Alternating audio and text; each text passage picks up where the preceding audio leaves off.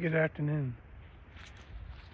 On the foothills trail hike, I mentioned having some issues with my tarp and severe sagging to the point of where when the wind was blowing and the tarp was completely saturated, it was allowing the tarp to bend in, and the bottom of my underquilt got soaked.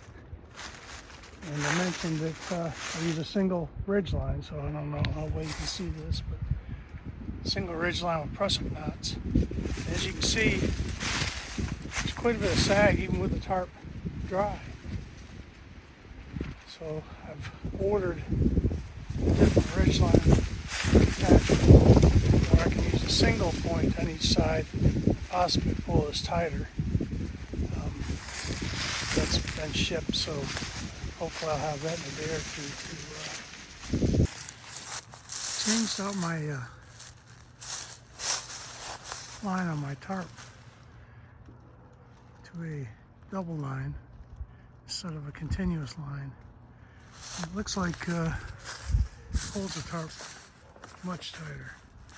Let me back up here a little bit.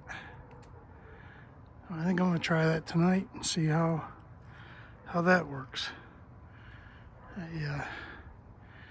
ahead and get the tarp finished up and get the hammock on out here and see how we do in some temperatures below 20 degrees. I got the hammock all set up, tarp anchored down. Thought I'd share what I'm using for shelter on the AT. This is Dutch Gear chameleon hammock with a Jackson Butter 20 degree underquilt. I have the moonlight cover on it, which helps hold in some heat during the colder temperatures, and then during the summertime and warmer temperatures, I'll switch that out for a full bug net. I've got the beetle buckle straps with the Dutch clips on the end of the straps. The Dutch clips just hook around on the end of the straps there, and then you got the beetle buckles down here, which are relatively easy to adjust. As I mentioned earlier, changed out from a single continuous ridgeline to a split ridgeline. I think I'm going to like this much better. My tarp seems to be much more taut across the top. I think I may need to do some adjustment here on my lower anchors. They look a little loose. That tarp's flapping pretty good in the wind. Also, this tarp is a winter tarp, so it's the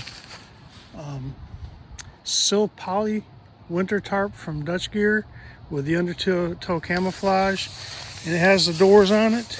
Currently I've got the doors anchored back up inside and tied back with these S-clip carabiners.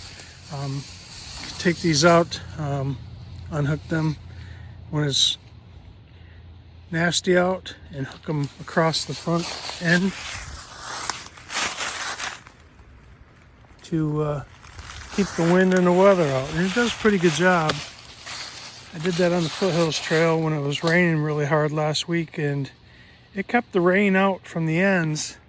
The problem I was having on the foothills trail, I think was associated mostly to the sag in the top ridgeline of the hammock tarp.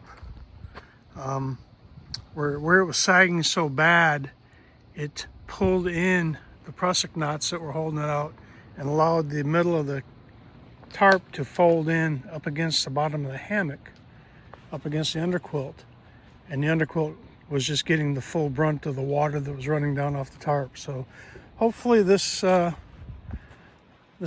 ridgeline will do a lot better on this tarp and keep me dry.